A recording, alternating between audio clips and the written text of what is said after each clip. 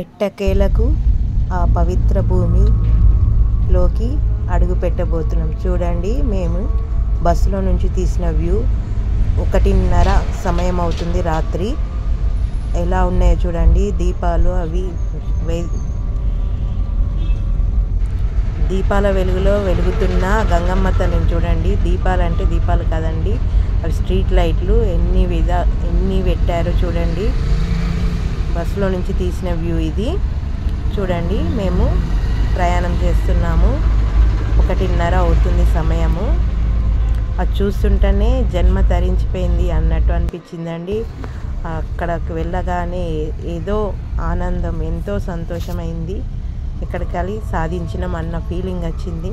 చూడండి, ఇది చౌక్ అంటారు, ఏందో తెలియదు. ఇక్కడ సర్కిల్లో నుంచి వెళ్ళి బ్రిడ్జ్ ఉందండి. బ్రిడ్జ్ కింద మాది బస్సు అయితే ఆపడం జరిగింది. చూడండి, బస్సులో నుంచి తీసిన వీడియో. ఎంతమంది ఉన్నారో.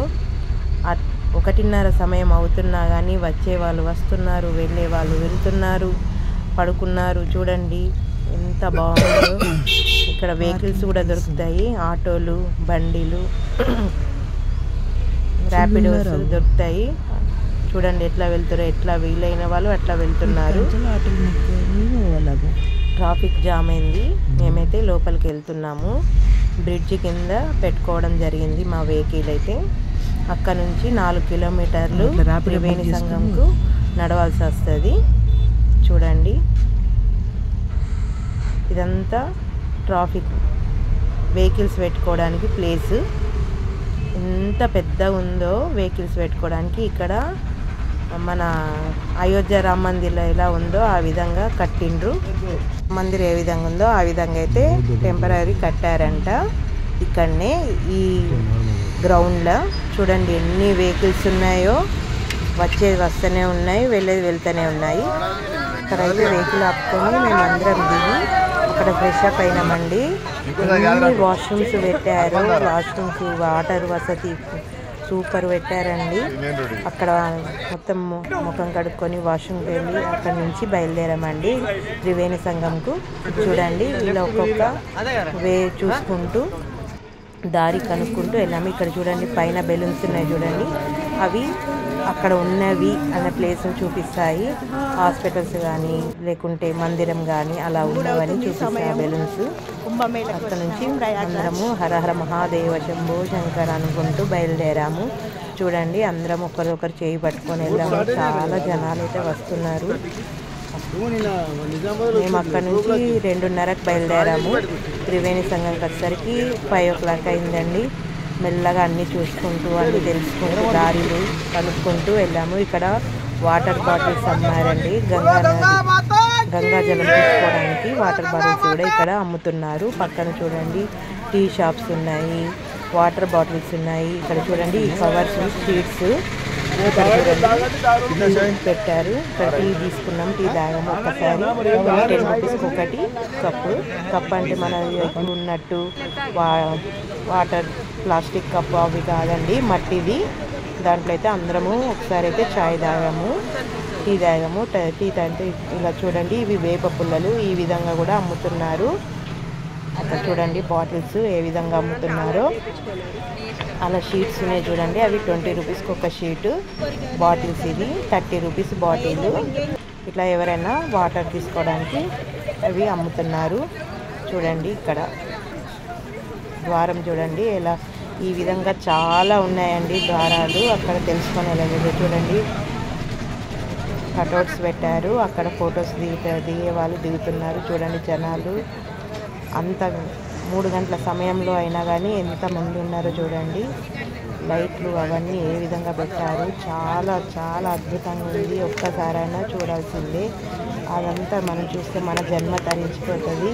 మేమందరం ఇలా ఒక్క దగ్గర ఉండి ఇలా ఒక ఫోటో అయితే తీసుకున్నాము, వీడియో తీసుకున్నాము.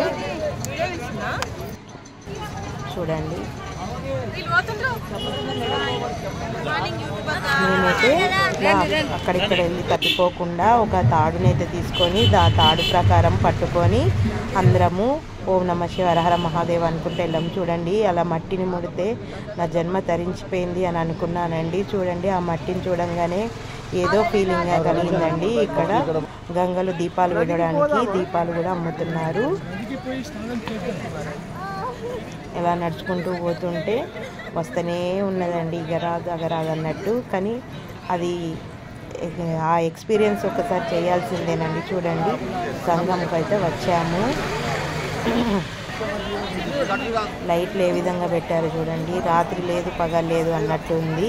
అసలు ఇది రాత్రి అవుతుందా పగలుందా మధ్యాహ్నమా పొద్దున అన్నట్టు లేదు. అంత జనం ఉంది. ఆ లైట్ల వెలుగులో మనకు ఏది తెలుస్తుంది. ఎట్టకైలకు ఆ గంగమ్మని ఇక్కడికి వచ్చాము. ప్రయాగరాజ్ చూడంగానే జన్మ తరిచిపోయింది. ఆ నది నీళ్ళని ముట్టంగానే ఏదో ఫీలింగ్ కలిగింది. కన్ను నుంచి అయితే నీళ్ళు వచ్చాయండి. ఇక్కడ గంగా నదిలో స్నానం చేసుకుంటూ పుట్టకేళ్ళకైతే మేమైతే గంగా నదిలో స్నానం చేశాము. అమ్మవారికి అయితే మంచిగా ఓడి బియ్యం తీసుకెళ్ళాము. మంచిగా అమ్మవారికి అయితే మొక్కం అందరూ బాగుండాలి, అందులో మేము ఉండాలి అన్న విధంగా మొక్కాము. ప్రపంచంలో అందరూ బాగుండాలి అనుకొని ఆ గంగా నదిలో 3 సార్లు మూత వేసి జన్మ తరించిపోయింది అని అనుకున్నామండి. 144 ఏళ్ళ ప్రతిసారి వచ్చే కుంభమేళలో మేము ఉన్నామా అన్నట్టు అనిపించింది. చాలా ఆనందమైంది. మీకు చెప్తుండగా కూడా నా కళ్ళలో నుంచి అయితే నీళ్ళు వస్తున్నాయి. ఇలా స్నానం అయితే చేసుకొని బయటకు వచ్చామండి. బయటకు తీసుకున్నాము. తర్వాత ఇక్కడ ఈ విధంగా పెడుతున్నారు. అక్కడ 10 రూపాయలు తీసి పెట్టించుకున్నాము. చాలా సంతోషంగా అనిపించింది. చూడండి 5:30, 6 అవుతుంది. ఎంత జనం మొక్కు పెట్టించుకున్నాము. చూడండి తర్వాత ఒక పిక్ అయితే దిగాము. సూర్యుడు ఉదయిస్తున్నాడు. ఆ రోజు మేము వెళ్ళిన రోజు రథసప్తమి ఉంది. రథసప్తమి కారణంగా అక్కడ గంగా నది ఒడ్డునైతే అనుకున్నాము. ఉదయం 6 అవుతుంది. సూర్యుడు మెల్లగా ఉదయిస్తున్నాడు.